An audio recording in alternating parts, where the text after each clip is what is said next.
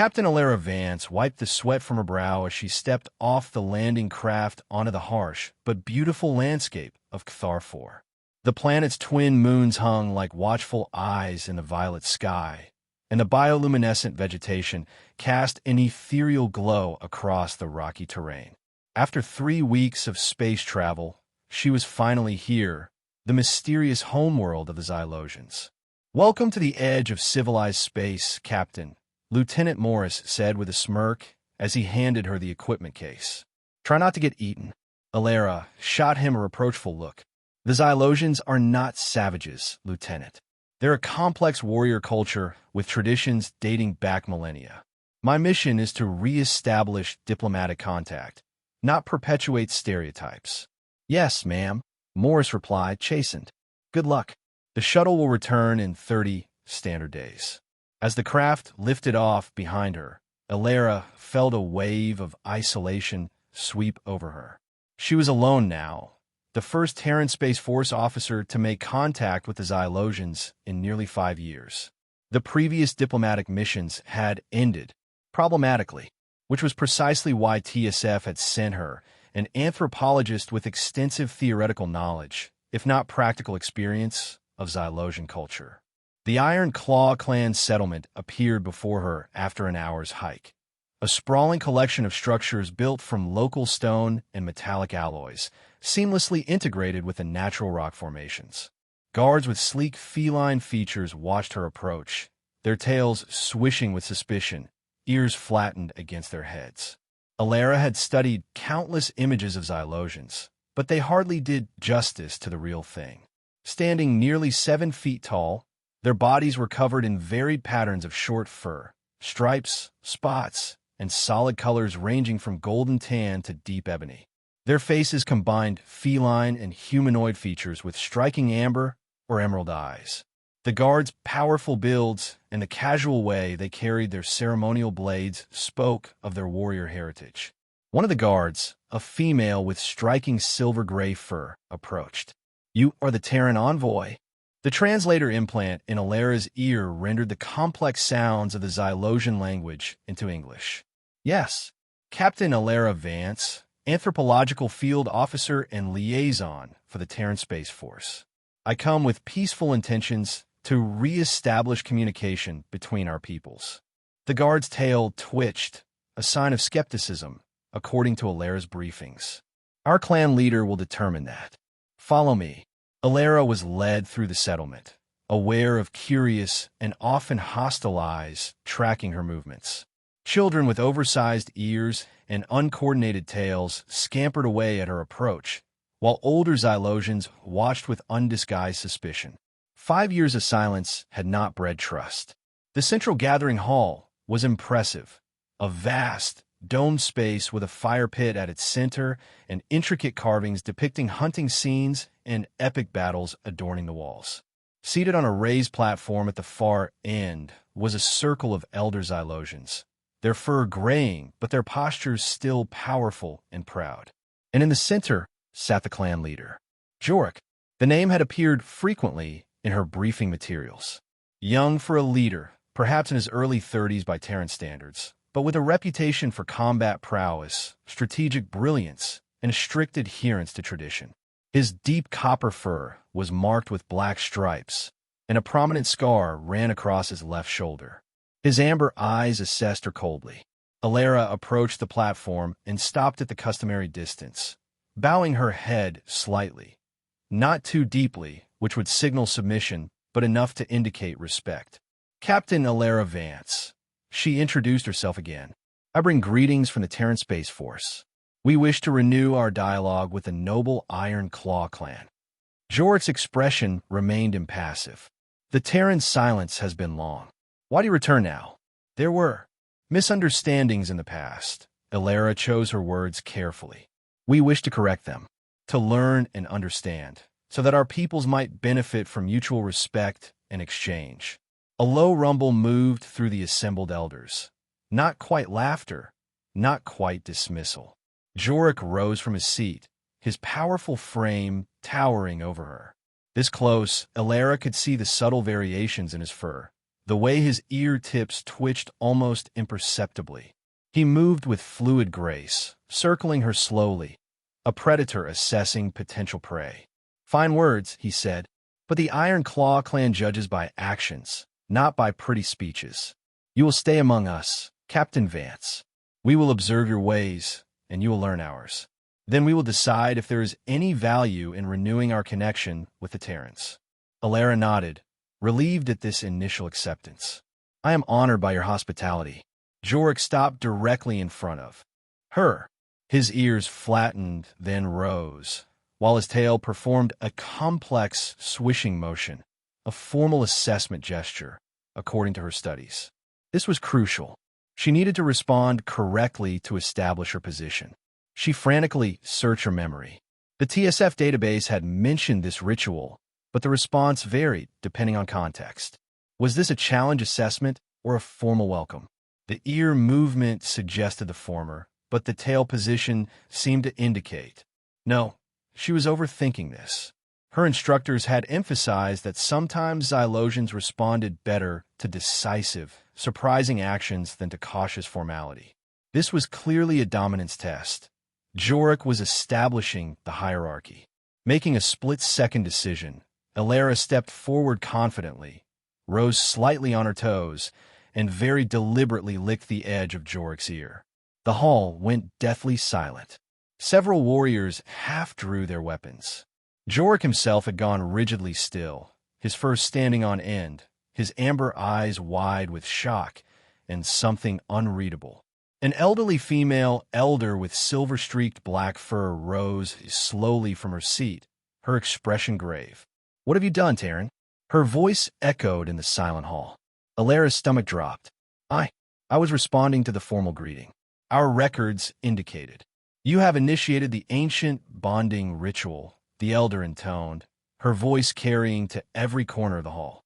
"Before the clan and the ancestor spirits, you have claimed Jorek as your mate." "What?" "No, Alara's protest died on her lips as she saw the expressions around her. This wasn't a joke or a misunderstanding they would laugh off. She had committed a serious cultural transgression. Jorek finally moved, his tail lashing in agitation. "This is absurd. She is a Terran. She cannot understand our ways. Ignorance does not nullify sacred law," the elder replied firmly. "The ritual was performed before witnesses. The ancestors have seen. It is done." Alara's mind raced with horror. Her first diplomatic meeting, and she had somehow accidentally married the clan leader. This would be the end of her career, if she survived long enough to have one. "I sincerely apologize," she began, trying to keep her voice steady. "I misinterpreted." "Silence," Jorek commanded, his voice a low growl. He turned to the elders. "What is to be done?" The elder who had spoken sighed heavily. "The ancient laws are clear. You are bound together until the next great eclipse, one full cycle of our twin moons. To break the bond before then would bring dishonor to both of you and to the clan." Alara calculated quickly. Based on her briefing materials, a full lunar cycle on Cthar 4 was approximately 36 Terran days. Just over a month, longer than her planned mission, but not catastrophically so. "I accept responsibility for my error," she said formally, hoping to salvage the situation, "and will honor your customs during my stay." Jorek's eyes narrowed. "You have no choice in the matter. Neither of us does." He turned to a nearby warrior. "Escort her to the mate's quarters near my dwelling. She is to be treated according to her position, but watched carefully." As Alara was led away, she caught a glimpse of a female Xylosian with sleek black fur and blazing green eyes, watching her with undisguised hatred. The warrior's claws flexed at her sides, and her tail lashed furiously. Things had just gotten much more complicated. The mate's quarters turned out to be a small but well-appointed stone dwelling adjacent to Jorek's much larger home. It contained basic furnishings, a sleeping platform covered with soft furs, a washing area with a water basin, and storage spaces carved into the walls. A narrow window overlooked the settlement, and, beyond it, the glowing forest that stretched to the horizon. Alara immediately tried to contact the TSF base using her communicator, But as she feared, something was jamming the signal. Either natural electromagnetic interference from the planet itself or deliberate Xylosian countermeasures. She was on her own. Her escort, who had introduced himself as Tarek, remained by the door. "The clan leader will speak with you when he has attended to his duties," he informed her stiffly. "Thank you. May I ask a question?" When Tarek gave a curt nod, she continued, "What exactly does being mated to the clan leader entail?" Tarek shifted uncomfortably. "That is for Jorik to explain. But know this, Taryn, our ways are sacred to us. Any disrespect toward our traditions or toward your bond with our leader will not be tolerated." With that warning, he left, and Alara heard the unmistakable sound of a locking mechanism engaging. She was a prisoner, albeit an honored one. Hours later, after unpacking her minimal belongings and reviewing her research materials for any clue about this ancient bonding ritual she'd accidentally triggered, Alara heard heavy footsteps approaching. The door swung open, and Jorik entered, ducking slightly to clear the doorway. Up close, without the formality of the gathering hall, he seemed even more imposing. His copper fur caught the light from the bioluminescent lamp, and his amber eyes studied her with intense focus. "We must speak," he said without preamble.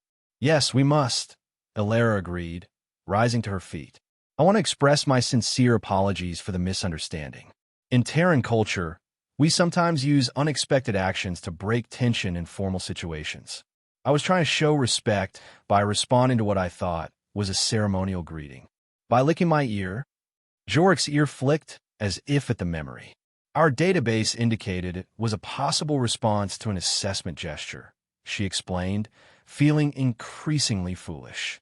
Obviously, our information was gravely outdated or misinterpreted. Jorik made a sound that might have been a scoff. "Your ear licking has created a significant problem for both of us. I am now bound to a Terran mate I neither chose nor desired, and you are bound to a culture you do not understand. What exactly does this binding entail?" Alara asked carefully. The elder mentioned a lunar cycle. One full passage of both moons through their phases, what we call a great cycle, Jorik explained, pacing the small space. "During this time, you are considered my mate in all ceremonial and legal matters. You will be expected to participate in clan rituals, to learn our ways, and to behave as befits the mate of the clan leader." Alara nodded slowly. "And physical aspects?" she asked, trying to keep her voice neutral. Jorik's tail lashed once in what she was beginning to recognize as irritation. "The bond does not require physical consummation, if that is your concern, but it does require proximity and participation. You cannot simply hide in these quarters until your people return for you." Relief flooded through her. "I understand. I'm willing to learn and participate to the best of my ability to honor your customs while I'm here." "You have no choice," Jorik said flatly. "Neither do I. To break a bonding before the great cycle completes would bring grave dishonor. It could cost me my leadership and cost you much more." The threat wasn't subtle. Alara straightened her spine. "Then we'll make the best of this situation. I came here to learn about your culture and build understanding between our peoples. This just gives me a more immersive experience than I anticipated." For the first time, something almost like amusement flickered in Jorik's eyes. "Your optimism is either admirable or foolish." He moved toward the door. "Rest tonight. Tomorrow, you will begin learning what it means to be the mate of an Iron Claw clan leader. It will not be easy for you, Taryn." "My name is Alara," she said quietly. Jorik paused at the threshold. "Captain Alara Vance," he acknowledged. "Until tomorrow." After he left, Alara sank onto the sleeping platform, her mind whirling. This was possibly the worst diplomatic blunder in TSF history. Her superiors would be appalled if she ever got to report back to them. But beneath her dismay, a tiny spark of intrigue flickered. She had come seeking cultural immersion, and now she had been thrust into the most intimate role possible within Xylosian society. If she survived this, her research would be unprecedented. If she survived, the next morning brought her first taste of life as a clan leader's mate. A female Xylosian with tawny fur arrived at dawn with appropriate clothing, a tunic and leggings made of a lightweight, surprisingly soft material, plus a ceremonial sash denoting her new status. "I am Kira, assigned to help you adjust," the Xylosian explained as she demonstrated how to properly wrap the sash. "You have much to learn quickly." "Thank you, Kira. I appreciate any guidance you can provide." Throughout the day, Ilera received a crash course in Xylosian customs. How to properly greet elders, a bow with right hand over heart, never direct eye contact. The complex meal rituals, specific foods must be eaten in particular orders. And most importantly, how to behave as Jorik's mate in public, always 3 steps behind him, never speaking unless addressed directly by him or an elder. These customs seem restrictive, Ilera observed carefully. Kira's whiskers twitched. "They are our ways, honored through generations. The mate of the clan leader must embody our highest values: strength, dignity, and respect for tradition." "I understand the importance of tradition," Ilera said. "But in my culture, partnerships are equal." "Equal?" Kira looked genuinely confused. "Like 2 warriors of the same rank? How would decisions be made?" Before Ilera could explain further, a commotion outside drew their attention. Looking through the window, she saw a group of young Xylosian warriors in training, practicing combat forms with ceremonial blades. At their center was the black-furred female who had glared at Ilera the previous day. "Who is that?" Ilera asked, watching the female execute a series of lightning-fast strikes that left her training partner sprawled in the dust. Kira's ears flattened slightly. "That is Zira, first blade of the hunting parties. She was expected by many to become Jorik's mate. She has favored him for many seasons." "I see," Ilera said quietly, understanding the source of the hatred in Zira's eyes. "That complicates things." "Yes," Kira agreed. "Zira is dangerous. She is proud and skilled.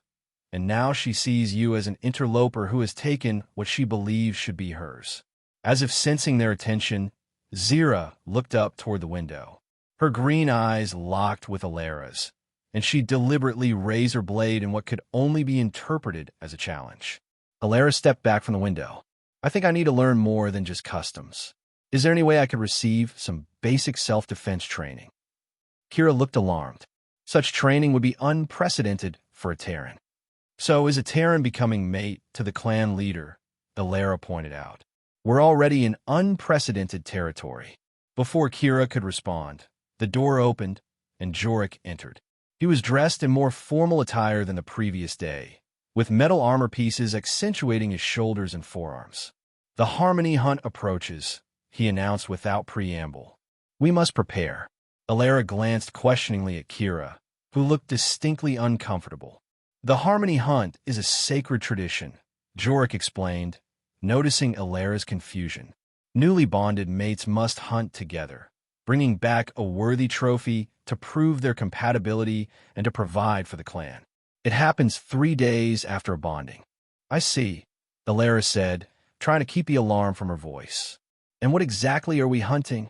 "A thunderjaw, a 6-legged predator that dwells in the luminous forest," Jorik replied matter-of-factly. "They're dangerous but honorable prey. And I'm expected to participate? I have no hunting experience, no combat training," Ilera protested.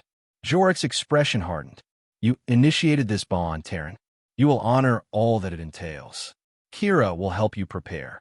After he left, Ilera turned to Kira with wide eyes. "I can't hunt a dangerous predator. I'll be killed. Or worse, I'll get Jorik killed." Kira's whiskers twitched. "No clan leader has ever failed a harmony hunt. It would bring terrible shame." "Then teach me what I need to know," Ilera said resolutely.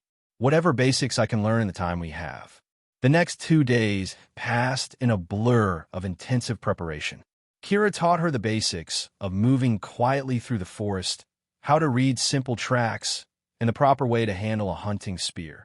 Though Ilera had serious doubts about her ability to use it effectively against any creature more dangerous than a paper target. She also continued to feel Zira's hostile presence. The warrior made no direct move against her, but seemed to appear wherever Ilera went, watching with cold contempt. Once, When Alara was struggling with a practice spear under Kira's guidance, Zira had approached. "Your mate lacks even the most basic skills," she said to Kira, as if Alara weren't present. "She will bring shame to our leader and our clan." "I'm learning," Alara replied evenly, refusing to be intimidated. "And I don't intend to fail." Zira's green eyes narrowed. "Learning requires aptitude, Terran. You have none." She stalked away, tail lashing behind her. "She's right, you know," Alara said quietly to Kira once Zira was out of earshot. "I'm not prepared for this." "Then you must use what you do have," Kira advised. "Your Terran knowledge, your different perspective. Sometimes the prey that survives is not the strongest, but the most adaptable." The morning of the Harmony hunt dawned clear and cool. Alara, dressed in the hunting attire Kira had provided, lightweight but durable, with leather armor pieces protecting vital areas. She had been permitted to carry her small field kit, which contained basic Terran tools, a compact scanner, a small medkit, and a flashlight. Jorik met her at the edge of the settlement. He was imposing in his hunting gear, armed with a spear and a curved blade at his hip. His amber eyes assessed her critically. "You look prepared," he said, sounding faintly surprised.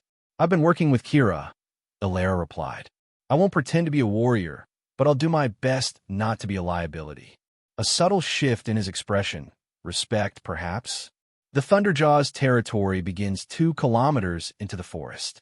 We must claim our prize and return before both moons rise."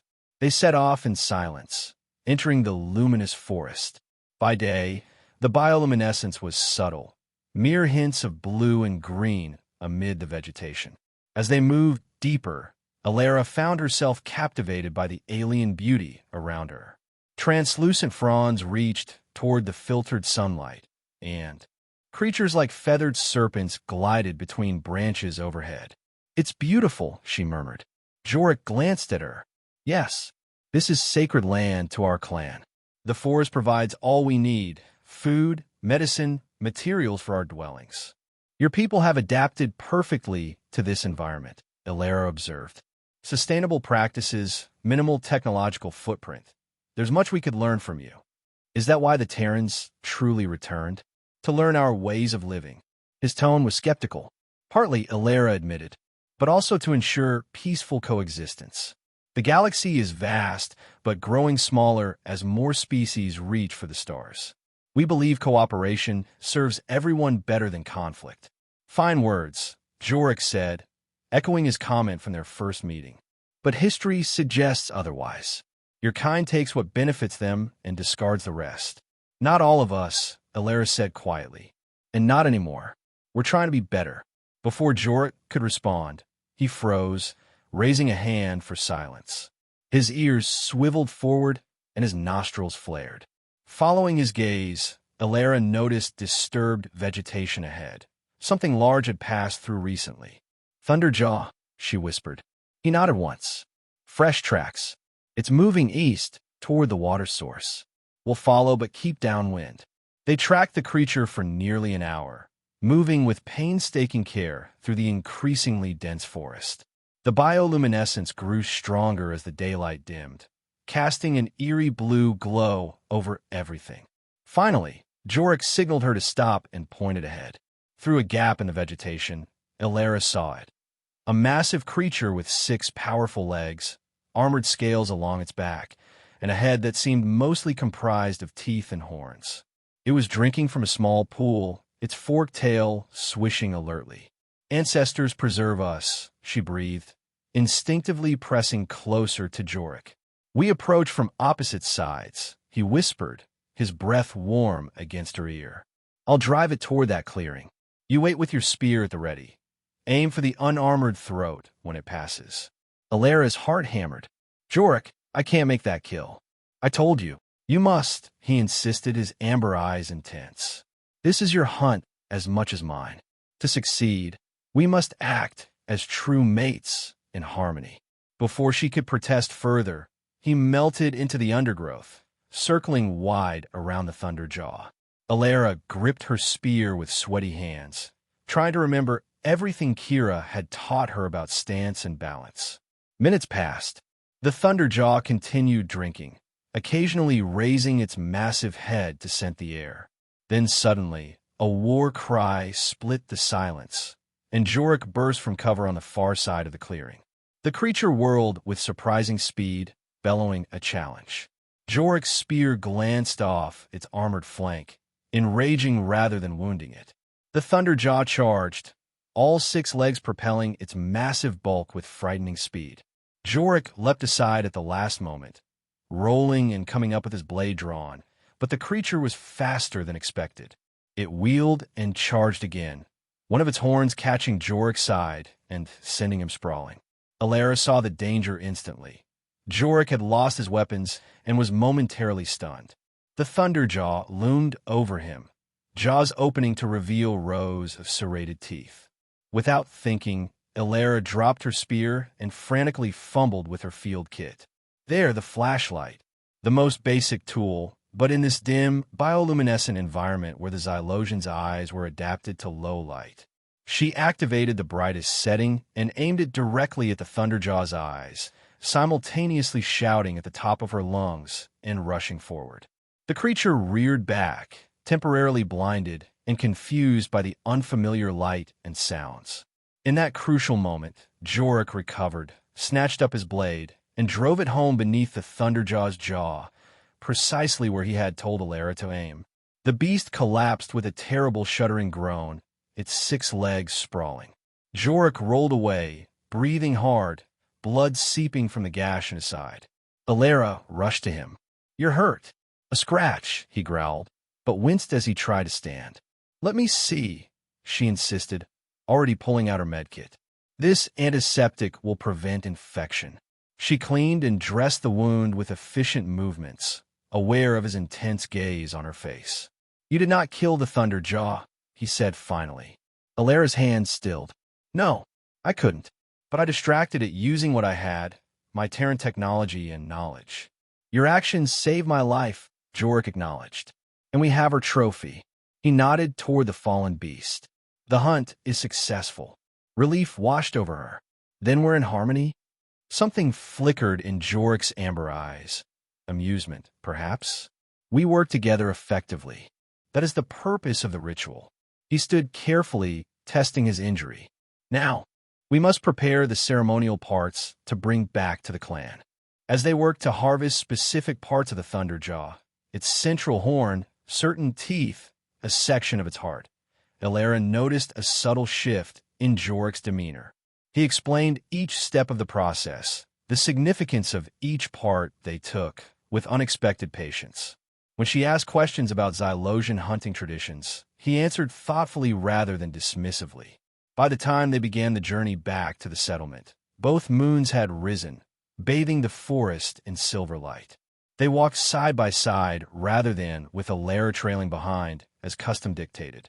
"You fought differently than I expected," Jorik said suddenly, breaking a comfortable silence. "I didn't really fight at all," Alara admitted. "I just reacted." "Exactly. No Xylosian would have used light as a weapon or abandoned their spear. Your different approach saved us both." He glanced at her. Perhaps there is value in different perspectives. It wasn't much, but from Jorik, it felt like a significant acknowledgement. For the first time since the ear-licking incident, Alara felt a small spark of hope that this accidental bond might serve its intended diplomatic purpose after all. They returned to the settlement as heroes. The successful Harmony hunt was cause for celebration, and that night a feast was held in the central gathering hall. Alara sat beside Jorik on a raised platform, wearing ceremonial attire that Kira had helped her prepare.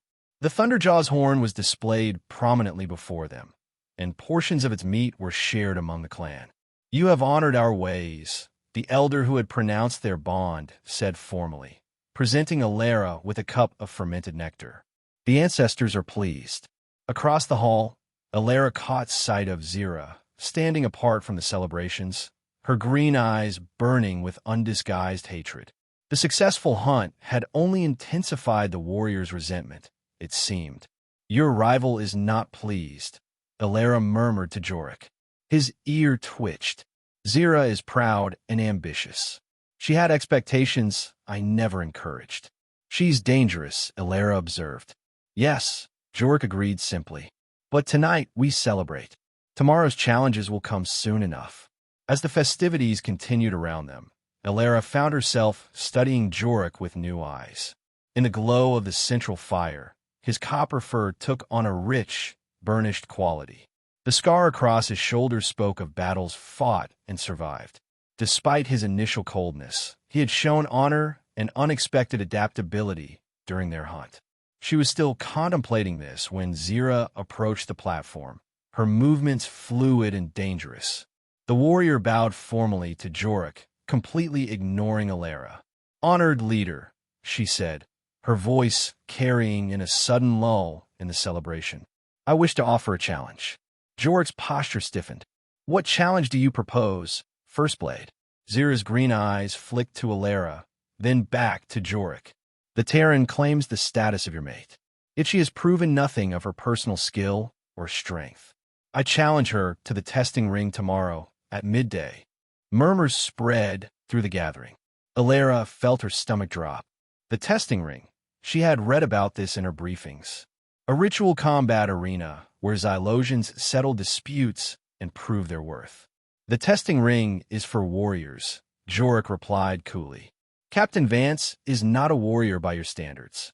"Precisely my point," Zira said, her tail lashing. "How can one who cannot even enter the ring be worthy to stand beside the leader of the Iron Claw clan?" It was a calculated move, Elara realized. Zira knew she couldn't directly challenge the bond without dishonoring herself and Jork. Instead, she was attempting to publicly humiliate Elara, forcing her to either refuse the challenge and appear weak or accept and face certain defeat. Before Jork could respond, Elara rose to her feet. "I accept your challenge, First Blade Zira." Shocked silence fell over the hall. Jork turned to her, his amber eyes wide with surprise and something that might have been concern. "You do not understand what you are agreeing to," he said in a low voice.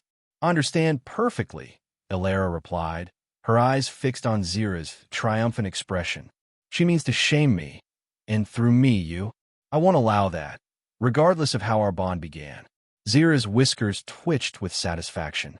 "Tomorrow at midday, then, the traditional test of strength and skill."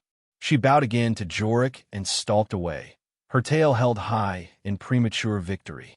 As the celebration resumed around them, Jork leaned close to Elara. "That was either very brave or very foolish." "Probably both," Elara admitted.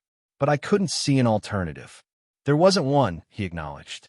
"But the testing ring is no place for her." "For a weak Terran," she finished, a hint of steel entering her voice. "I survived the Harmony Hunt. I'll survive this too." Jork studied her face for a long moment. "Then you will need training. Real training, not just the basics Kira has shown you." "Will you teach me?" Elara asked. Something flickered in his eyes, surprise, perhaps, at her directness. "Yes," he said finally. "We begin at dawn." Dawn on Cthar 4 was spectacular, the twin moons setting as the sun crested the distant mountains, casting the world in hues of gold and rose. But Elara had little time to appreciate the beauty.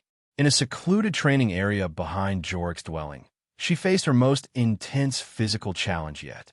"The testing ring has simple rules," Jork explained as he circled her, demonstrating defensive stances she struggled to mimic. "No weapons, no fatal strikes. Victory comes by forcing your opponent to submit or by pushing them from the ring."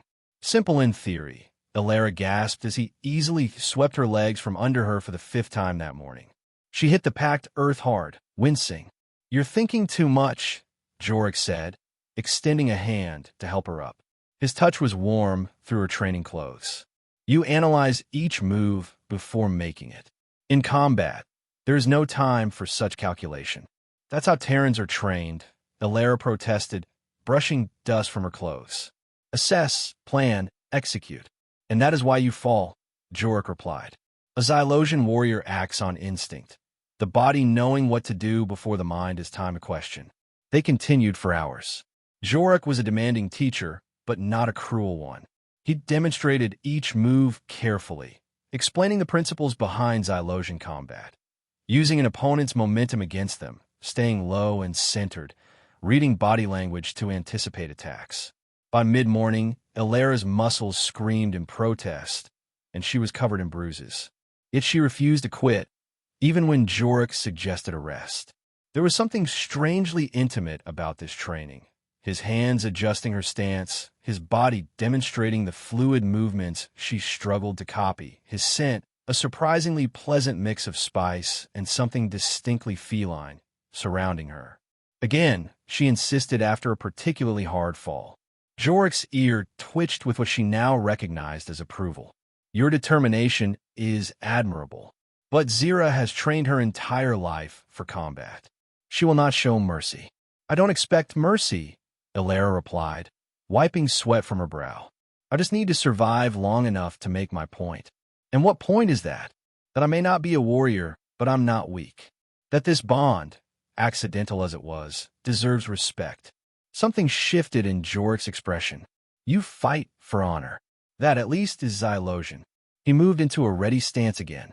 Now, remember what I showed you about using your opponent's momentum against them. As midday approached, Illyra prepared for the challenge with Kira's help. She was dressed in simple training garments that allowed for maximum mobility. Remember, Kira said as she helped Illyra bind her hair back, Zira will try to humiliate you. She wants you to show fear. Then she'll be disappointed, Illyra replied with more confidence than she felt. The testing ring was a circular area marked by smooth stones, situated in an open space where much of the clan could gather to watch. By the time Illyra arrived with Jorek at her side, a substantial crowd had formed. The elders sat on raised seats at one side, their expressions grave. Zira was already waiting, her black fur gleaming in the sunlight, her lean muscles evident beneath her training garb. She smiled coldly when she saw Illyra. I did not think you would come, Terran, she called. Perhaps you have more courage than sense. Illyra said nothing, remembering Jorek's advice. Let her talk. Words are wind. Focus on her body, her movements, not her provocations. The elder who had pronounced their bond stood and raised her hands for silence. This challenge has been issued and accepted according to our traditions.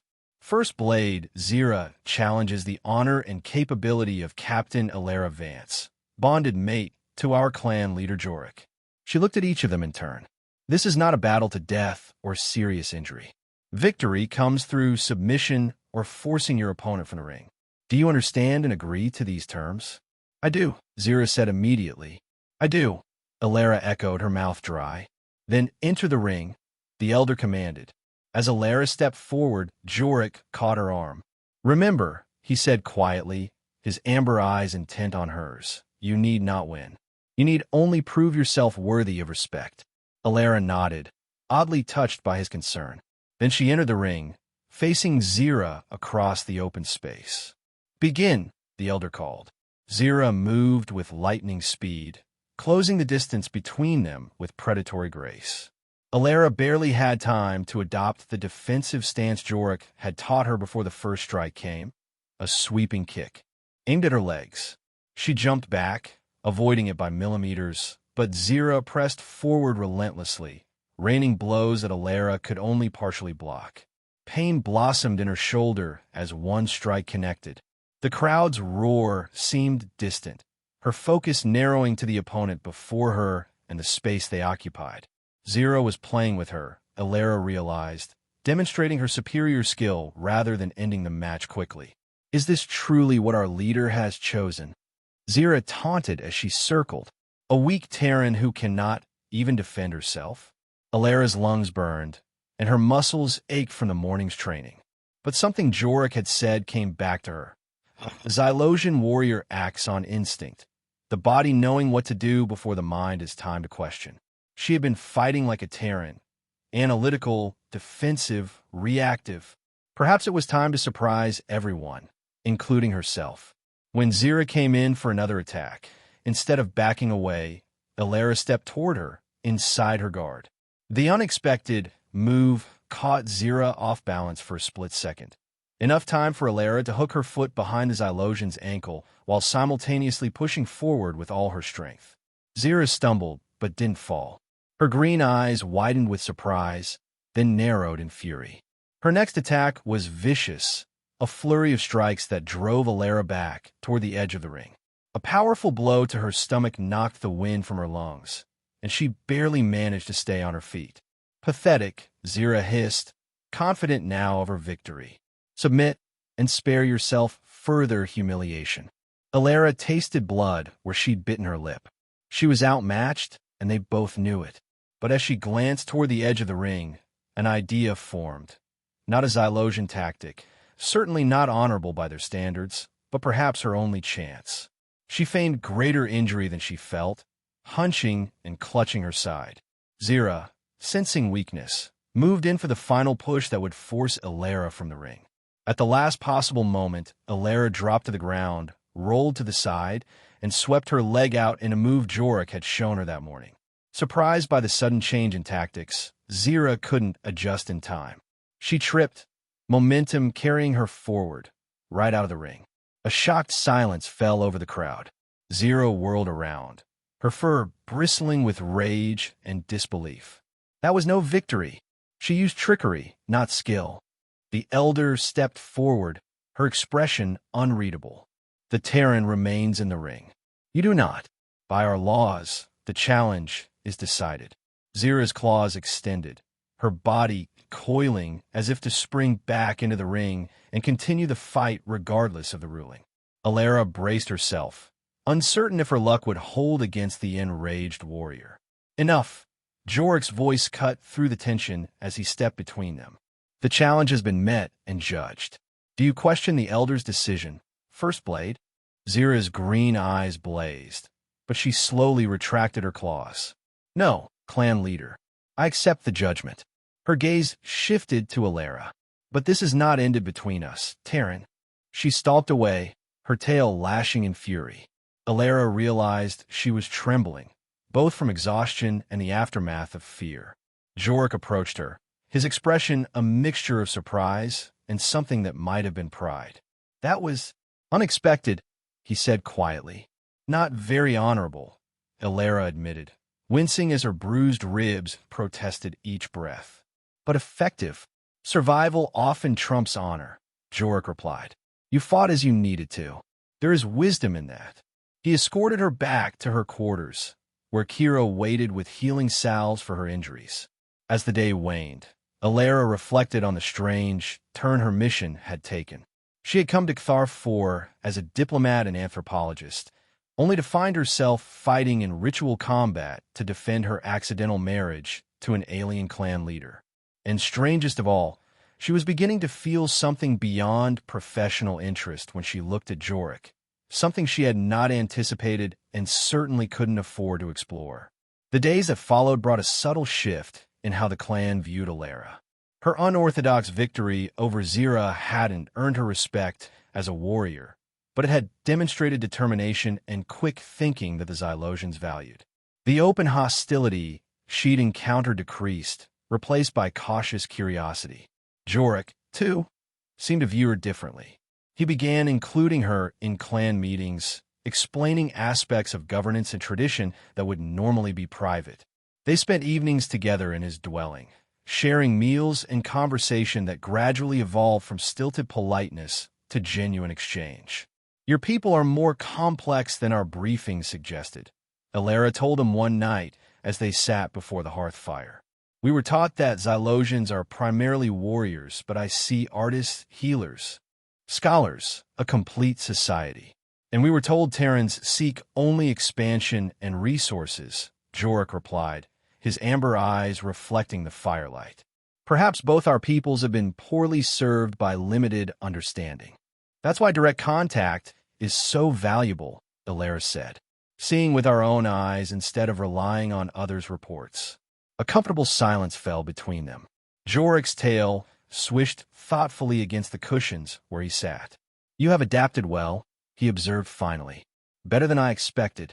I've had good teachers, she replied with a small smile. Though I still make mistakes daily, I'm sure. Fewer than before, he acknowledged. His gaze lingered on her face, studying her alien features with open curiosity. Your species is strange to us. No fur, rounded ears, blunt teeth. Yet there's strength in you of a different kind than ours. Alara felt heat rise to her cheeks under his scrutiny. Different, yes, but perhaps complementary. That's the foundation of successful diplomacy, finding how different strengths can work together. Like our hunt, Jork said thoughtfully. Your way was not the Xylosian way, but together we succeeded. Something warm unfurled in Alara's chest at his words. This was progress, the very essence of her mission. Yet the warmth she felt wasn't entirely professional satisfaction. Their moment of connection was interrupted by a sudden commotion outside. Jork rose swiftly, his posture alert. Something is wrong. They stepped outside to find the settlement in organized chaos.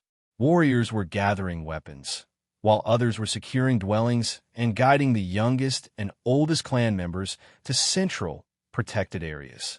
Tarek approached them quickly. Clan leader, our scouts have returned. The Shadow Fawn clan has crossed the river boundary. They appear to be moving toward the sacred pools. Jorik's fur bristled. How many? A full war party. 30 warriors at least, heavily armed. Gather the defense council, Jorik ordered. We meet immediately. As Tarek hurried away, Alara touched Jorik's arm. What does this mean? Who are the Shadow Fawn clan? Our oldest rivals, Jorik explained, his voice tight with concern. They dwell in the northern mountains and have disputed territory with us for generations. The sacred pools are a vital water source, especially now as the dry season approaches, but they're also spiritually significant, connected to our ancestors' spirits. And they're making a move to claim them? So it appears. Jorik's expression was grim. This could mean war, Alara. The Defense Council meeting was tense. Maps were spread across a stone table in Jorik's dwelling as the clan's top warriors and advisors debated strategy. Alara, as Jorik's mate, was permitted to attend but remained silent, observing. We should strike first, Zira argued, her hostility temporarily directed away from Alara and toward this external threat. Hit them before they reach the pools. Their numbers are greater, an older warrior countered. We would be at a disadvantage in open combat. But if we allow them to claim the pools, it would be an even greater challenge to reclaim them, another pointed out. Jorik listened to all perspectives, his face impassive, though Alara had learned to read the subtle tells in his ear and tail movements that indicated his thoughts. He was troubled, weighing heavy responsibilities. What if there's another option? Alara said suddenly, unable to remain silent any longer. All eyes turned to her, and she felt a moment of doubt before pressing on. You're discussing this as a purely military problem, but it's also a resource dispute, correct? The water is critical as the dry season approaches. Yes, Jorik acknowledged. But the Shadow Fawn clan does not negotiate. They respect only strength.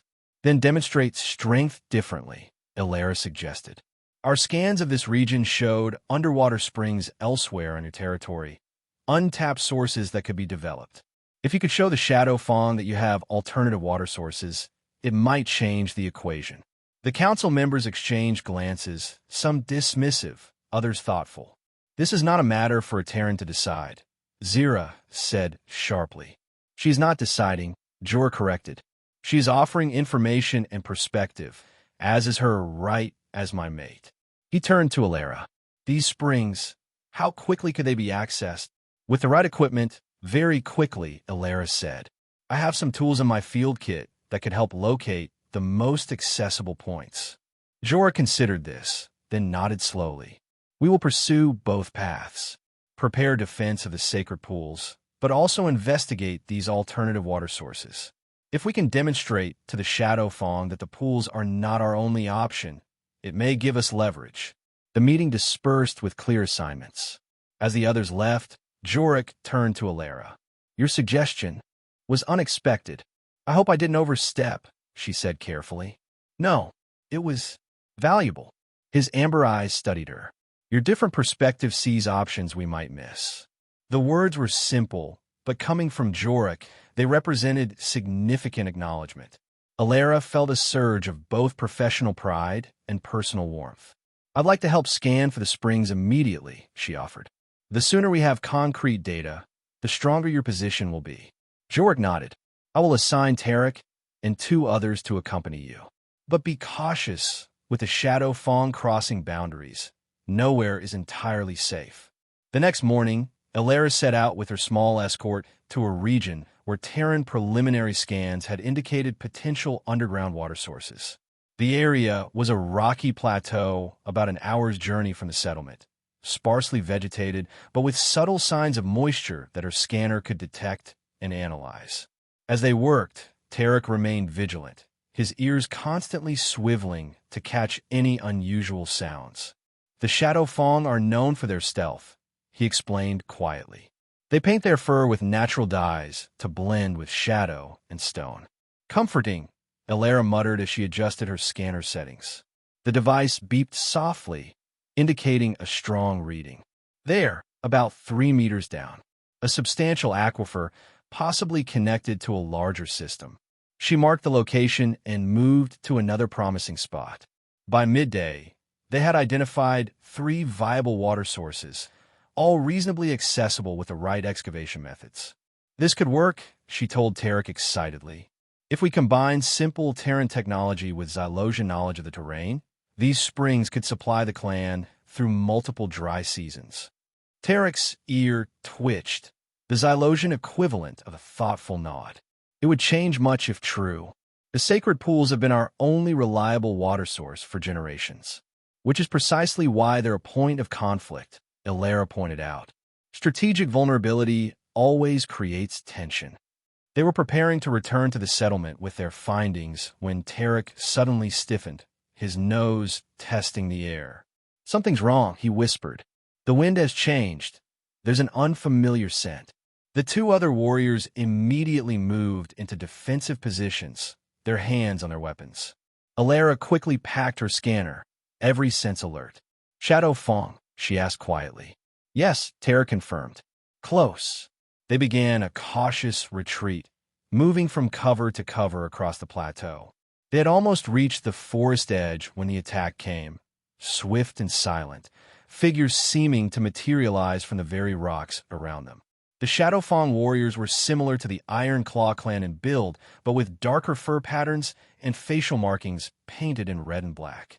They attacked with coordinated precision, clearly intending to capture rather than kill. Tarek and the others fought valiantly, but they were outnumbered. Elara found herself cornered by a massive warrior with obsidian black fur. She had no weapons, but her training with Jork hadn't been entirely useless. When the warrior lunged for her, she ducked and rolled, evading his grasp momentarily. But her luck couldn't hold. A second warrior appeared behind her, and together they subdued her, binding her wrists with rough cord. Tarek and 1 other Ironclaw warrior were similarly captured, while the third lay unmoving on the ground. Whether dead or merely unconscious, Elara couldn't tell. The clan leader's mate, one of the Shadow Fong warriors, said, gripping Elara's chin to examine her face. A strange creature, but valuable nonetheless. Jork will come for us, Tarek snarled, struggling against his bonds. The Shadow Fong warrior smiled coldly. We're counting on it. They were marched north for hours, deeper into contested territory. Alara's mind raced, cataloging details that might be useful if they escaped or were rescued. The route, the number of warriors, overheard conversations. The Shadow Fong seemed confident, discussing their planned occupation of the sacred pools openly. By nightfall, they reached what appeared to be a temporary Shadow Fong encampment, a collection of hide tents and fire pits nestled in a protected valley. Elara, Tarek, and the other survivor were separated, each guarded by 2 warriors. Left alone in a small tent, hands still bound, Elara carefully worked her wrist against the cord, trying to create enough slack to reach the small emergency beacon hidden in her boot, a standard-issue TSF device she'd managed to keep concealed throughout her time on Cthar 4. If she could activate it, it might help Jorik's warriors locate them. She had almost reached it when the tent flap opened and a commanding figure entered, clearly the Shadow Fong leader. He was massive even by Xylosian standards, with silver-streaked black fur and calculating yellow eyes. So he said, studying her with open curiosity, This is the alien creature who is bonded with Jorik of the Iron Claw. I am Varric, war chief of the Shadow Fawn clan. Alara straightened, meeting his gaze directly. I am Captain Alara Vance of the Terran Space Force, here on a diplomatic mission. Your actions constitute an interspecies incident that could have serious consequences. Varric made a sound that might have been laughter. Bold words from a captive. But it is not your Terran authorities that concern me. It is what Jorik will do to recover his mate. His yellow eyes narrowed. Tell me, alien, does he value you? Would he trade the sacred pools for your safe return? Alara kept her expression neutral, though her heart raced. I'm not authorized to negotiate on behalf of the Iron Claw clan. You misunderstand, Varric said, his voice soft but menacing. You are not the negotiator. You are the bargaining chip. He turned to leave, but paused at the tent entrance. Rest while you can. Tomorrow, we send our terms to your mate. After he left, Alara resumed her struggle with the bindings, more desperate now. The Shadow Fawn intended to use her as leverage against Jorik, forcing him to choose between her safety and his clan's vital resources. It was an impossible position, one that could destroy everything he valued, including his leadership. She had to escape, or, at minimum, get a message to him warning him not to compromise for her sake. The mission, the clan's welfare, had to take precedence over one individual, no matter what personal feelings might have begun to develop between them. With renewed determination, she worked at her bonds, ignoring the pain as the rough cord bit into her skin. Back at the Iron Claw settlement, Jorik paced the gathering hall like a caged predator. When the search party had failed to return by sunset, he had immediately organized warriors to track them. But darkness and a sudden, violent storm had forced them to postpone until dawn. They must have been taken by the Shadow Fawn, Zira said, watching him pace. For once, her voice held no hostility toward Alara, only pragmatic assessment. Varric will use them, especially your mate, as leverage. I know, Jorik growled. The realization that Alara was in danger had triggered an unexpectedly powerful emotional response in him, concern far beyond what he would feel for a diplomatic hostage or even a clan member. The thought of her in Varric's hands made his blood run cold. What will you do? Zira asked quietly. The sacred pools cannot be surrendered. The clan depends on them. You think I don't know that? Jorik snapped, then immediately regretted his tone. Forgive me. The responsibility weighs heavily. Zira studied him for a moment. You care for the Terran, she observed, no question in her voice. Beyond the bond of convenience. Jorik met her gaze steadily. Her name is Alara, and yes, I have come to value her wisdom, her courage, her different way of seeing. She has earned my respect. And more, it seems, Zira said, but without her usual bite. She sighed. Then we must recover her without sacrificing the pools. It will require stealth, not strength. You would help rescue her? Jorik asked, surprised. Zira's tail lashed once. I would help my clan leader and my people. If that means rescuing your Terran mate, then so be it. She straightened. Let me lead a small rescue party. I know Shadow Fawn territory better than most. I scouted it extensively last season. Jorik considered her offer. Zira was undoubtedly one of his most skilled warriors, and her knowledge of the territory was valuable. But her hostility toward Alara had been consistent and open. Why should I trust you with this? He asked directly. Because I place clan above personal feelings, Zira replied without hesitation. And because I have seen how she affects you, makes you consider new possibilities, new strategies. The Iron Claw needs such influence.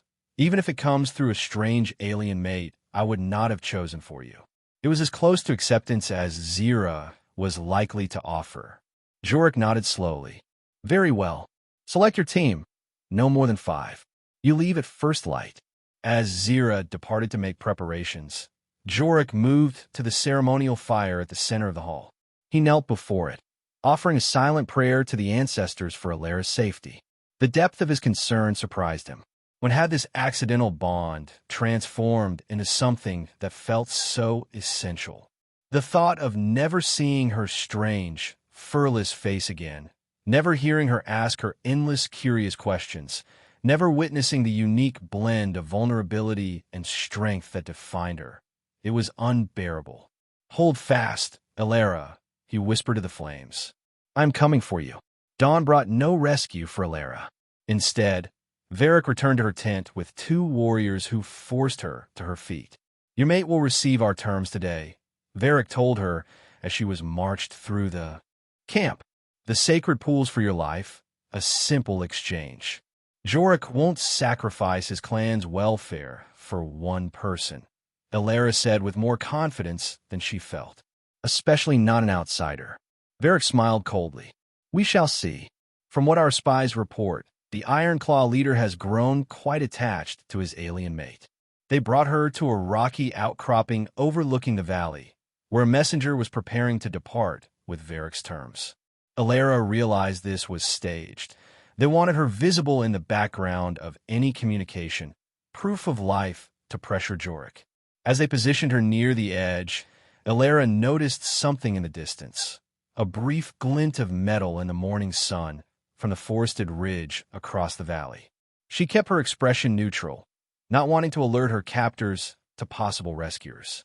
The messenger, a lean Xylosian with mottled brown fur, prepared to record Varric's demands using a primitive but effective communication device, a crystal that could capture and project images and sound, similar to ancient Terran holography.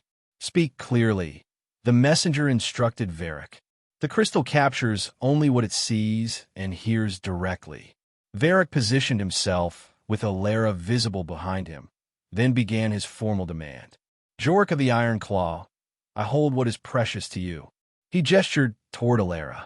"The sacred pools rightfully belong to the Shadow Fawn. Surrender them by tomorrow's sunset, and your mate returns unharmed. Refuse, and her fate is sealed." The messenger captured the message, then departed immediately, racing down a hidden trail toward Iron Claw territory. Varric turned to Elara, satisfaction evident in his yellow eyes. "Now we wait. I predict your mate will make the right choice, for you, if not for his clan." "You underestimate him," Elara replied steadily. "And you underestimate the Iron Claw." "Perhaps," Varric conceded, "but I doubt it." As they led her back to the camp, Elara caught another flash of movement in the distant trees, definitely rescuers, and they had likely witnessed the entire exchange. Hope surged within her. If she could just hold out until nightfall, there might be a chance. Zira had selected her team carefully, 4 warriors known for stealth rather than brute strength. They had tracked the Shadow Fong to their temporary camp by mid-morning and now observed from concealed positions along the forested ridge. "There," one warrior whispered, pointing to where Elara stood on the rocky outcropping, surrounded by guards. Zira focused her keen eyes on the Terran. Even from this distance, she could see that Elara was maintaining her composure, showing no fear despite her precarious position. Reluctant respect stirred within Zira. Whatever else the Terran might be, she was not a coward. "Varric is recording a message," another warrior observed. "Likely his demands to Jorek. Then he expects negotiation, not immediate attack," Zira noted. "That works in our favor. We watch and wait until nightfall, learn their patterns, identify weaknesses." They observed throughout the day, noting guard rotations, identifying where Elara was being held, mapping possible escape routes. When the Shadow Fong messenger returned towards sunset, they paid special attention to Varric's reaction to whatever response he had brought from Jorek. Even from a distance, the war chief's fury was evident. He stormed through the camp, tail lashing violently, barking orders that sent warriors scrambling. Jorek refused his terms, Zira surmised with grim satisfaction. "Good.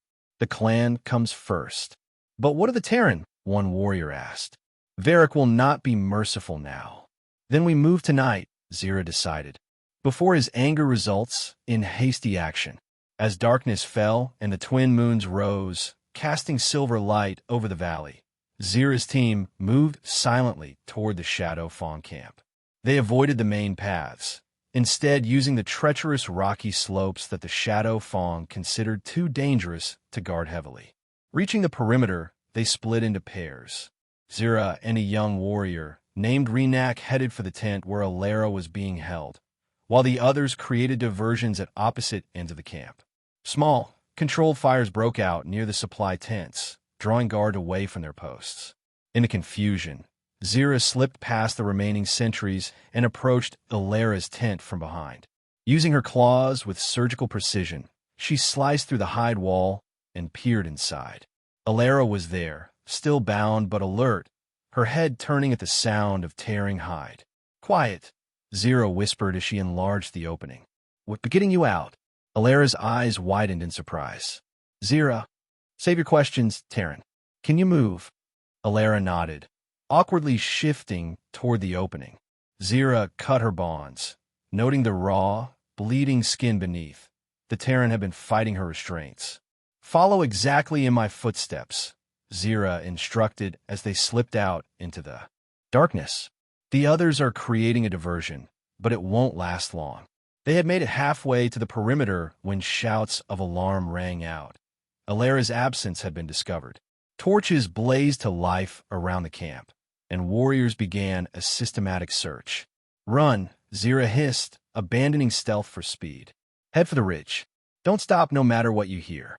They sprinted through the darkness, Alara keeping pace despite her exhaustion and injuries. Behind them, the sounds of pursuit grew louder, Shadow Fong warriors crashing through underbrush, calling to each other as they tracked their prey. They had almost reached the forest's edge when a Shadow Fong patrol cut off their path. Zira pushed Alara behind her and drew her blade. "Keep going. I'll hold them here." "No," Alara protested. "I won't leave you. This isn't about you or me," Zira snapped. "It's about getting back to Jorik with the information you gathered. Now, go." Alara hesitated only a moment longer before darting into the forest. Zira turned to face the approaching warriors, her blade gleaming in the moonlight. "Come then," she snarled. "Let me show you how an Iron Claw fights." Alara ran through the unfamiliar forest, guided only by the moonlight filtering through the canopy and her general sense of direction toward the Iron Claw territory. The sounds of fighting faded behind her, replaced by the eerie silence of the forest at night, occasionally broken by distant howls and screeches of native predators. Her lungs burned, and her legs threatened to give out, but she pushed onward. Zira had sacrificed herself to ensure Alara's escape. Zira, who had hated her from the beginning. The debt could only be repaid by reaching Jorik with what she had learned about the Shadow Fong's numbers and positions. She had been running for what felt like hours when she heard movement ahead. Freezing in place, she pressed herself against the trunk of a massive tree, trying to control her ragged breathing. A figure emerged from the darkness, tall, powerful, familiar. "Jorik," she whispered, hardly daring to hope.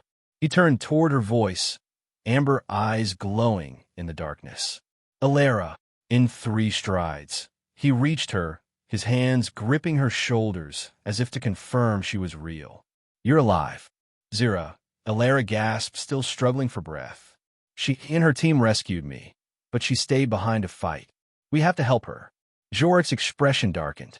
"My warriors are already engaging the Shadow Fong. I came ahead with Tarek to find you." He examined her in the moonlight, noting her injuries with a rumbling growl of displeasure. "Did they harm you?" "Nothing serious," Alara assured him. "But Jorik, I learned things while captive. The Shadow Fong, they're not just after the pools for water. They believe there's an ancient artifact beneath them, something of spiritual significance." Jorik's ears flattened. "The heart of the ancestors. It's said to be buried beneath the deepest pool, a crystal of immense power. Most consider it a legend." "Varric doesn't," Alara said urgently. "He plans to drain the pools to search for it, regardless of the ecological damage. That's why he was so confident you'd trade for me. He doesn't actually need the water." Understanding dawned in Jorik's eyes. "Then the springs you discovered are even more important," Alara finished. "They give us leverage. The Shadow Fong can search for their artifact without destroying the water source if we develop the springs quickly." A sound in the undergrowth alerted them to Tarek's approach. "Clan leader," he said urgently, "the fighting spreads. Our warriors engage the Shadow Fong throughout the forest, but they're driving toward the sacred pools. Varric moves early, Jorah growled. He knows we refused his terms, and fears will fortify the pools. He made a swift decision. Varric, get Alara safely back to the settlement. I must join our warriors. No, Alara said firmly, grabbing his arm. I'm coming with you. The springs are the key to resolving this without more bloodshed. I can help negotiate. Jorah's expression softened as he looked at her. Always the diplomat, he said, a note of affection in his voice. Very well, but stay close. They moved swiftly through the forest, guided by the sounds of combat. As they neared the sacred pools, the scale of the conflict became clear. Dozens of warriors from both clans engaged in fierce combat among the ancient stone formations that surrounded the water. At the center of the largest pool stood Varric, directing his warriors while simultaneously engaged in combat with two Ironclaw fighters. His massive frame and superior skill were evident as he fended them off with apparent ease. Jorah surveyed the battlefield, his expression grim.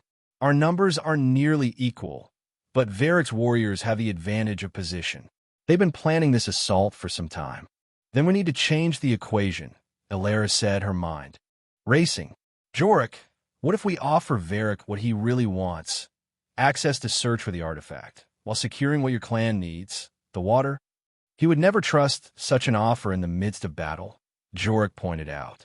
Then we make him listen, Alara said with sudden determination. Before Jorah could stop her, she stepped out from their concealed position, raised her hands, and shouted in the loudest voice she could muster. Varric of the Shadow Fawn. I bring terms from Jorah of the Iron Claw. The fighting nearest them paused as warriors from both sides turned in surprise. Varric himself looked up, his yellow eyes narrowing as he recognized Alara. The escaped mate returns, he called, shoving aside an Iron Claw warrior. What terms could possibly interest me now, when victory is within my grasp? Jorah stepped forward to stand beside Alara, his presence commanding attention from warriors of both clans. The heart of the ancestors, Jorah called, his voice carrying across the battlefield. That is what you truly seek beneath these waters. Varric stilled, surprised that his true objective was known. So you are not as ignorant of the old legends as you pretend, Iron Claw. We offer you this, Alara continued, taking a step forward despite Jorah's protective arm trying to hold her back. The right to search for the artifact without bloodshed. In exchange, the water sources remain shared, protected by both clans. Murmurs spread through the assembled warriors. Varric's tail lashed as he considered her words. Why would I accept terms when victory is at hand? He demanded. Because victory is uncertain, Jorah replied. And because we have discovered new water sources, springs that can sustain both our clans through many dry seasons. This was news to most of the Iron Claw warriors as well, and exclamations of surprise rippled through their ranks. Prove it, Varric challenged. Alara held up her scanner, miraculously still intact in her boot where she had hidden it. The data is here. 3 major aquifers, easily accessible with minimal excavation. Enough water to free both clans from dependency on these pools. Varric's expression showed conflicting emotions, skepticism, calculation, and undeniable interest. Hold, he called to his warriors, raising a hand. The fighting gradually ceased, though both sides remained tense, weapons ready. I will examine this evidence, Varric declared, approaching slowly. Jorah moved closer to Alara, his posture protective. First, call your warriors back from the pools, Jorah demanded. As a show of good faith. Varric hesitated, then nodded sharply. At his signal, the Shadowfang warriors withdrew to a respectful distance from the water's edge. In the tense calm that followed, Alara showed Varric the scanner readings, explaining the significance of what they had discovered. The war chief studied the unfamiliar technology with suspicion at first, but gradually his interest overcame his distrust. If these springs are as substantial as you claim, he said finally, they would indeed change matters. My clan suffers during each dry season, as does mine, Jorah acknowledged, which is why the pools have been contested for generations. But with alternative sources, we could break that cycle. And the heart of the ancestors, Vera pressed. A joint expedition, Jorik proposed. Warriors from both clans, working together to search beneath the pools without draining them. If the artifact exists, its powers and knowledge would be shared. Varric's yellow eyes narrowed as he considered the offer. It was clear he had not expected negotiation when victory had seemed so close. But the prospect of reliable water sources beyond the pools was too significant to dismiss. A provisional truce, he declared finally. 3 days to confirm these springs exist as claimed. If they do, we negotiate permanent terms. Agreed, Jorik said firmly. And all captives returned from both sides. Varric nodded reluctantly. The black-furred female warrior who led the rescue. She fights with honor. My warriors hold her near our camp.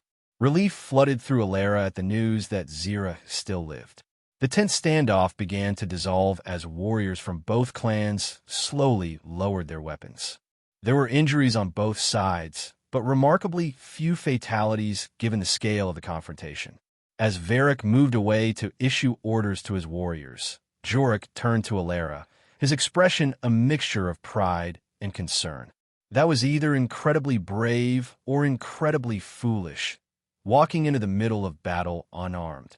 Sometimes the most powerful weapon is an unexpected solution, Alara replied, swaying slightly as exhaustion and the aftermath of fear caught up with her.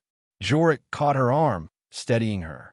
You are injured and exhausted, he said, his voice gentler than she had ever heard it. Let me take you home. Home. The word resonated strangely in Alara's mind.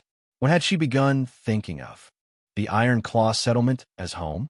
She nodded wearily, leaning into Jorik's supporting arm. As they made their way back, warriors from both clans began the solemn task of tending to the injured and honoring the fallen. The battle had been averted before its worst potential, but the cost was still evident in the wounded and the dead. Will Varric honor the truce? Alara asked as they walked. I believe so, Jorik replied. He is ambitious, but not without honor. And the prospect of reliable water sources beyond the sacred pools is too valuable to dismiss with violence if there's truth to it. There is truth, Alara assured him. The springs are real and substantial. With some basic technology and cooperative effort, both clans could have water security within weeks. Jorik's amber eyes studied her face with something like wonder. You may have accomplished more for peace between our clans in days than generations of warriors have managed with centuries of conflict. Sometimes an outsider's perspective helps, Alara said modestly. More than an outsider, Jorik corrected softly. A mate chosen by fate, it seems. The days that followed were devoted to recovery and verification. The wounded from both clans received care, with Alara contributing what Terran medical knowledge she could offer. Zira was returned to the Iron Claw, battered but unbowed. Her demeanor toward Alara notably changed. Not friendly, exactly, but respectful. Representatives from the Shadow Fong accompanied Iron Claw explorers to examine the spring sites Alara had identified. The data proved accurate. The aquifers were substantial and accessible, needing only coordinated effort to develop them into reliable water sources. By the third day, as promised, Varric returned to negotiate more permanent terms. The meeting took place on neutral ground, a high plateau between the territories, with the twin moons visible in the daylight sky. Alara stood at Jorik's side, no longer 3 steps behind as tradition dictated, but equal in position if not in status. The negotiations were complex but proceeded with surprising goodwill. Both leaders recognized the opportunity before them to end generations of conflict over resources that could now be shared. By sunset, a historic agreement had been drafted. The sacred pools would remain open to both clans, with a joint expedition to search for the heart of the ancestors' plan for the following moon cycle, while immediate work would begin on developing the newly discovered springs. As the formal aspects concluded and warriors from both clans cautiously mingled, sharing food and tales of past battles now spoken of with respect rather than hatred, Jorik drew Alara aside to a secluded outcropping overlooking the twilight landscape. You have brought unexpected change to the Iron Claw, he said, his voice thoughtful as they watched the first stars appear. To me, Alara smiled slightly, all from an accidental ear-licking. Not exactly how diplomatic missions usually proceed. Perhaps it was not entirely accidental, Jorek suggested, his amber eyes reflective in the fading light. The ancestors are said to guide our paths in ways we cannot always comprehend. You think celestial forces arrange for me to make a cultural blunder of historic proportions? Alara asked, raising an eyebrow. Jorek's whiskers twitched in what she now recognized as amusement.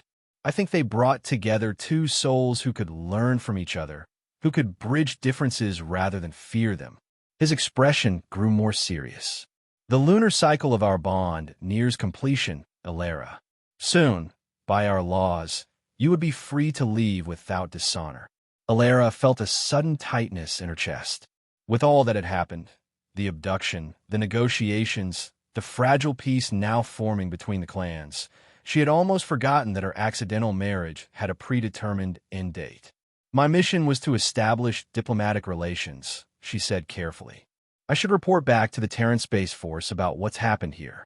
Yes, Jorek agreed, his voice neutral though his tail betrayed his tension, twitching at its tip. That is your duty. A silence fell between them, filled with unspoken questions. In the distance, the sounds of cautious celebration drifted on the evening breeze as warriors who had been enemies days before shared stories and food. But after I report, Alara continued finally, I could request a permanent diplomatic posting here, as official liaison to the Iron Claw clan, and to the Shadow Fong as well, perhaps. Jorek's ears perked forward, his amber eyes searching her face. You would stay? If I'm welcome, she replied, suddenly uncertain. If you want. She didn't finish the sentence because Jorek had closed the distance between them in a single fluid movement. His hand, so different from hers with its light covering of fur and retractable claws, gently cupped her cheek. I want, he said simply.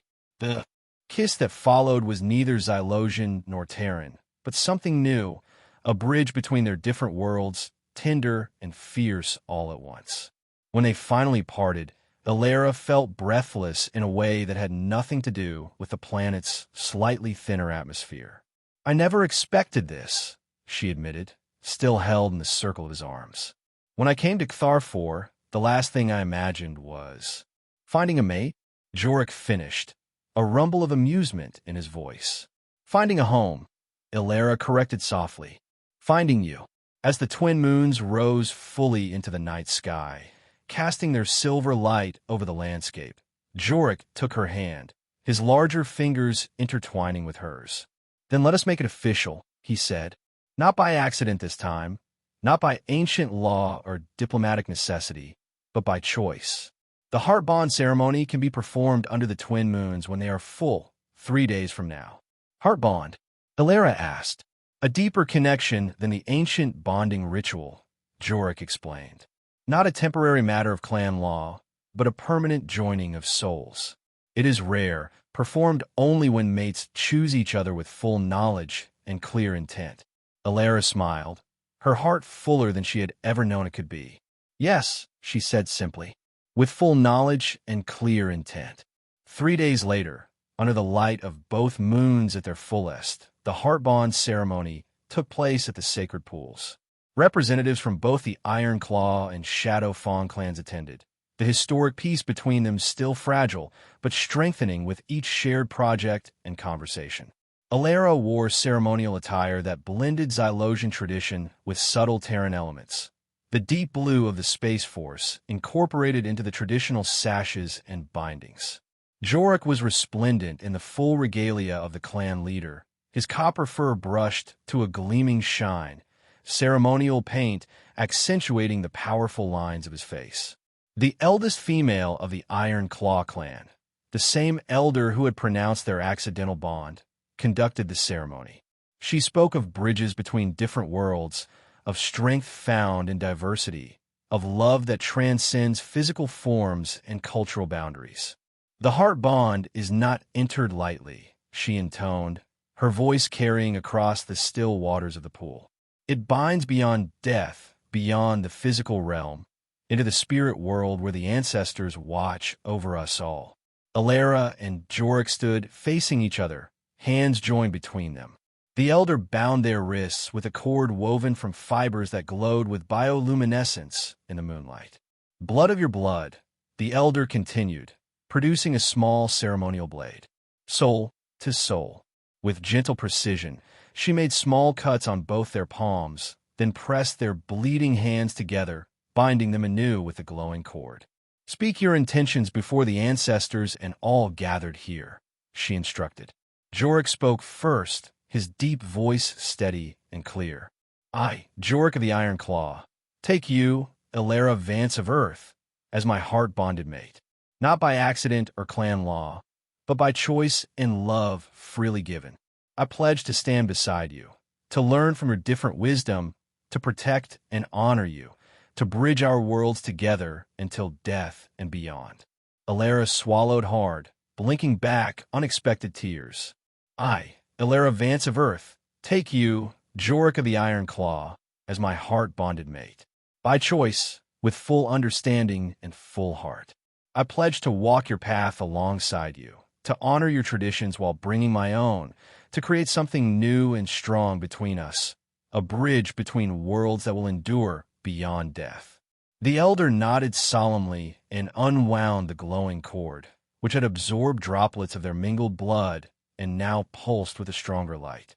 She coiled it into a small ceremonial box. This cord contains your oath and your essence, she explained. It will be kept in the sacred archives of the clan, a testament to your bond for all generations to come. The ceremony concluded with Jorek and Alara stepping into the shallow edge of the sacred pool together, where they knelt and drank the water from their cupped, still-joined hands. The assembled members of both clans raised their voices in a traditional song, a haunting melody that seemed to blend with the night itself. Later, as celebration continued around them with feasting and storytelling, Alara and Jorek found a moment of privacy near the edge of the pools. The reflection of the twin moons rippled in the water, casting everything in silver light. So, Alara said with a small smile, am I supposed to lick your ear again to seal the deal? Jorek laughed, a deep, rumbling sound she had heard rarely but treasured each time. That particular custom is not part of the heart bond, he assured her, drawing her close. Though I wouldn't object if you wish to. Maybe later, she murmured, leaning into his embrace. We have. Time now. Yes, he agreed softly. Time to build something new together. Something neither Xylosian nor Terran, but stronger for being both. In the soft light of the twin moons, they sealed their bond with a kiss. No longer an accident of cultural misunderstanding, but a deliberate choice between two beings from different worlds who had found, against all odds, that they were stronger together than apart. 6 months later, Alara stood at the edge of the settlement, watching a Terran shuttle descend through Cathar IV's atmosphere.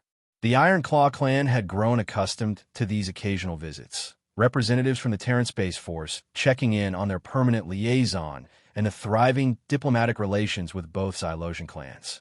So much had changed since her first arrival. The spring development project was complete, providing reliable water to both clans. The joint expedition beneath the sacred pools had indeed discovered the heart of the ancestors, a crystalline artifact that, while not possessing the mythical powers of legend, contained historical records of immense cultural significance to both clans, helping them rediscover their common ancestry. Jorek approached, standing beside her as they watched the shuttle land. His hand found hers, a gesture that had become natural between them despite their physical differences. News from Earth? He asked. And supplies, Alara confirmed, including some equipment for the new Cultural Exchange Center. The center had been her idea, a place where Xylosians could learn about Terran culture and history, and where visiting Terrans could understand the rich traditions of Cathar 4. It was becoming a model for peaceful first contact protocols throughout the sector. Will you miss it? Jorek asked quietly. Your home world? Alara turned to look at him, at the face that had once seemed so alien, but now was beloved and familiar. At the settlement behind him, where she was now greeted with respect and even affection. at the landscape beyond, with its bioluminescent forests and twin moons visible even in daylight. Earth will always be part of me, she said thoughtfully. But home isn't a place. It's where you belong. She squeezed his hand gently. And I belong here, with you. As the shuttle settled onto the landing area, Jorik bent to press his forehead against hers, a Xylosian gesture of deep affection. And I with you, heart-bonded. You know, Alara said with a mischievous smile as they walked together to greet the Terran visitors. Someday, this will make quite a story to tell. How a diplomatic mission turned into the greatest adventure of my life, all because I licked your ear. Jorik's amber eyes crinkled with amusement and love. The ancestors work in mysterious ways, he said sagely, then leaned close to whisper in her ear, but I'm very glad you did. Under the watchful gaze of the twin moons, Alara and Jorik walked forward together, two beings from different worlds who had found in each other not just unexpected love, but a bridge between stars, a promise of what was possible when differences were embraced rather than feared. And it had all begun with one impulsive lick.